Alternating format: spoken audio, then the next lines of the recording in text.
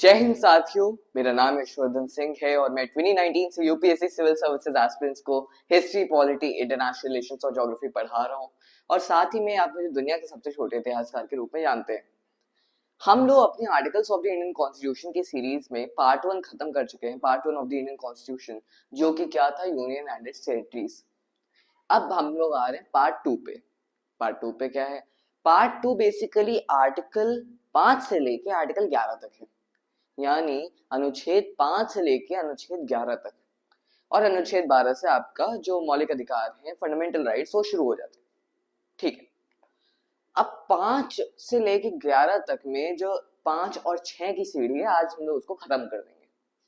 तो हम लोगों के लगभग लगभग 6 आर्टिकल खत्म हो चुके होंगे संविधान के, 6 अनुच्छेद खत्म। चलिए बिना किसी देर के अनुच्छेद 5 को पढ़ना शुरू करते हैं। बेसिकली अनुच्छेद 5 आर्टिकल 5 और आर्टिकल 6 में एक सिमिलैरिटी है, जो कि इनका बेस मुद्दे की क्या बात है? मुद्दे की बात है नागरिकता। आजादी हमें अभी अभी मिली है, अब बात आती है नागरिकता किसकी हो, किसको मिले।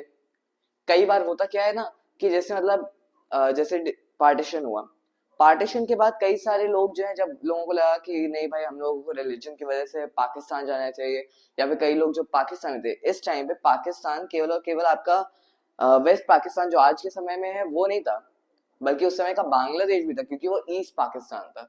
उस समय बांग्लादेश ना भी कोई चीज भी नहीं थी। तो दोनों साइड पे ये आपका ये पाकिस्तान हो रखा है, और इस कंडीशन में हम लोगों को क्या करना है? नागरिकता देनी। कई लोग आ रहे हैं, कई लोग जा रहे हैं, कैसे क्या करें, सब कुछ में पड़ी है।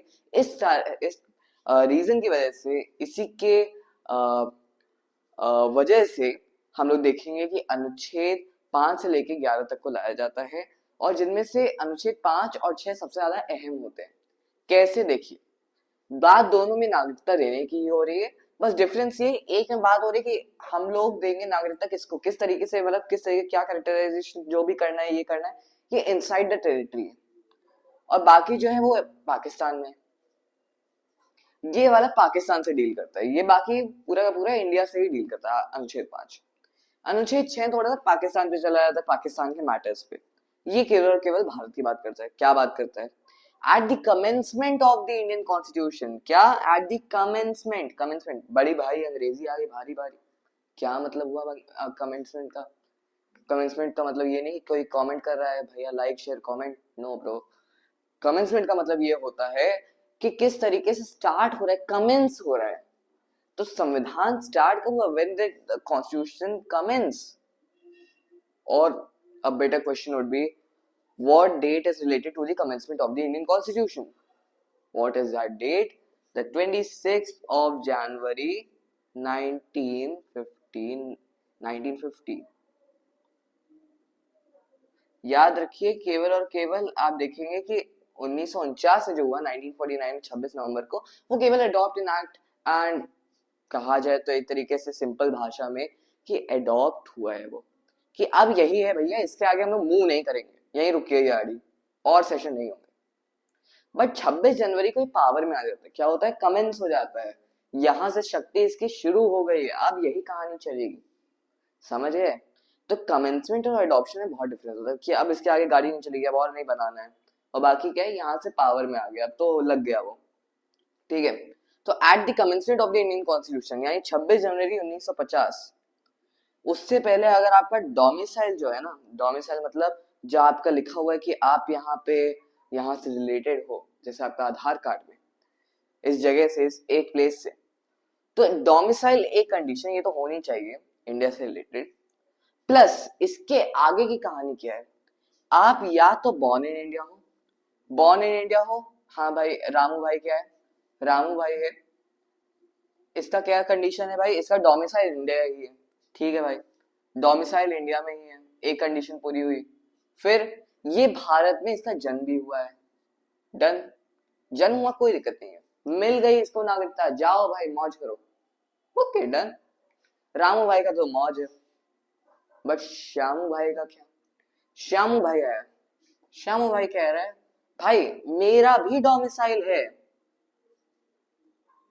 पर मेरे दो पेरेंट्स में से, क्योंकि ऑब्वियसली दो पेरेंट होते हैं यार, एक पेरेंट नहीं होता, तो दो पेरेंट्स में से एक पेरेंट जो है वो क्या है, वो उसका बर्थ जो है वो भारत में हुआ है, भारतीय टेरिटरी में हुआ है। हम लोगों ने क्या कहा, श्यामू भाई तेरा डोमिसाइल है, हाँ भाई है। श्यामू भाई तेरे पेरेंट्स में से किसी एक का बर्थ कहाँ हुआ था, इंडिया में हुआ था, हाँ भाई हुआ था। मौज करो श्यामू भाई, मिल गई सिटीजनशिप, नागरिकता मिल गई तुम्हें। अब आया मेरा जोसेफ भाई। जोसेफ भाई आके कह रहा है भाई मुझे भी चाहिए, मैं क्या करूं। तो मैंने ये कहा कि भाई तेरा डोमिसाइल है इंडिया में, इंडियन टेरिटरी में, उसने कहा हाँ भाई है, उसकी कोई दिक्कत नहीं है, उसको तो छोड़िए। अब क्या, उसने कहा, फिर मैंने कहा कि ये है, एक तीसरा क्लॉज भी है उसमें, ऑर्डिनरी रेसिडेंट फॉर 5 years। 5 साल किसके, 5 साल किसके, 5 साल 1945 से लेके 50 तक। आए, समझे नहीं, 5 साल कहीं से भी 5 साल जोड़ लिए भाई, उस समय तो आजादी भी नहीं मिली थी। भाई साहब, आजादी के और इसमें बहुत डिफरेंस होता है। इसके आगे अगर आप संविधान की लाइन पढ़ेंगे, वो आपका जो बेयर एक्ट है, उसमें ये लिखा है कि 5 साल commencement of the Indian constitution, 26 जनवरी 1950 से लेके 5 साल पीछे चले जाओ भाई। इन 5 साल में अगर तुम रहे हो इंडिया में, कम से कम 5 साल तो रहे ही हो इंडिया में, मौज काटो भाई, मिल गई तुम्हें नागरिकता। दैट्स इट, अनुच्छेद 5 खत्म। बहुत ही इजी है भाई ये। अब चलते हैं अनुच्छेद 6 में। अब लोग कहेंगे भाई अनुच्छेद 5 में तो, आर्टिकल 5 में तो इतना सब लिखा, आर्टिकल 6 को भाई बस लिख दिया, ये क्यों। बहुत सिंपल सी बात है, ये ज्यादा लंबा है भाई, आर्टिकल 6 बहुत लंबा है इसके कंपैरेटिव में। और हमें क्या मतलब है, हमें मुद्दे से मतलब है। सीधा मुद्दे पे आएंगे। बात यहाँ पे हो रही है पाकिस्तान की। पाकिस्तान जैसे लो आईक्यू कंट्री की क्यों ही बात हुई संविधान में, रीजन है भाई उसका। बात ये हो रही थी, कई सारे लोग जो माइनॉरिटीज थी पाकिस्तान में, नॉट इंडिया, पाकिस्तान में जो माइनॉरिटीज थी, चाहे वो पंजाबीज हो, पंजाबीज नहीं कहना चाहिए, सिख्स हो, ये हिंदूज हो, या फिर जो अदर माइनॉरिटीज हो, जब वो लोग परसिक्यूशन झेल के या फिर किसी भी रीजन से इंडिया आ रहे थे, तो अब उनको भी तो नागरिकता देनी है। तो हम लोगों ने कट ऑफ डेट बना दी। क्या बनाई कट ऑफ डेट, लिख लीजिएगा, ये थी आपकी 19 जुलाई, सॉरी फरवरी लिख रहा था, आपकी डेट रहेगी 19 जुलाई 1948। क्या डेट रहेगी भाई, 19th of the month of July in the year 1948। That's it, nothing else. क्या मतलब हुआ इसका, दरअसल 19 जुलाई सन 1948 के बाद थोड़े से कानूनों में बदलाव लाए गए माइग्रेशन को लेकर। तो इसमें क्या था, अगर पाकिस्तान से अगर आप आए हो इस तारीख के पहले, ओ साहब जी हम तो आए थे 18 जुलाई को, क्या हम भारतीय नागरिक हैं, जी भाई तुम हो। क्यों, क्योंकि तुम इस कट ऑफ डेट से पहले आ गए थे।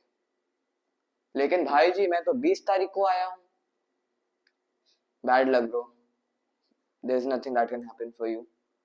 जाओ भाई अपना फॉर्म फिल करो इमिग्रेशन का, लगो पूरे प्रोसेस में, तुम्हें डायरेक्ट सिटीजनशिप नहीं मिलेगी। कुछ इस तरीके से वर्क करता है आपका आर्टिकल 5 और आर्टिकल 6 का सिस्टम। आई होप आपको पूरी कहानी समझ में आ गई। कट ऑफ डेट की क्या बात है, कट ऑफ डेट ये डेट होती है, इससे पहले आ गए all good, cut off date के एक दिन बाद आए इमिग्रेशन प्रोसेस में लगना पड़ेगा। क्या प्रोसेस है, कैसे है, क्यों है, वो सब आप बेयर एक्ट कर लीजिए, उसको वैसे भी हम लोग को ज्यादा डिटेल में जाने की जरूरत है नहीं। मेन मुद्दा जो था आज हम लोग डिस्कस कर ली, बहुत सिंपल सा था, ज्यादा कुछ कॉम्प्लेक्स नहीं है। यूनियन एंड टेरिटरी में थोड़ा कॉम्प्लेक्स समझना था, क्योंकि कई सारी चीजें, कई सारी वर्डिंग ऐसी हो जाती हैं, इसलिए सब इजी है। आगे जाके जो आपका सीए वगैरह वाले मुद्दे आए उस पर थोड़ा सा डिस्कस करने लायक रहेगा, लेकिन इन सब में कुछ डिस्कस करने लायक है नहीं। एक नॉर्मल कंसेप्चुअल वीडियो है, समझने के लिए समझ जाओ, नहीं समझे कोई दिक्कत नहीं, फिर से देखो, समझ में आ जाएगा। बहुत इजी भाषा में एक्सप्लेन किया, आई होप आपको मजा आएगा। मिलेंगे नेक्स्ट लेक्चर में आर्टिकल 7 के साथ, तब तक के लिए बहुत बहुत धन्यवाद। जय हिंद, स्टे सेफ।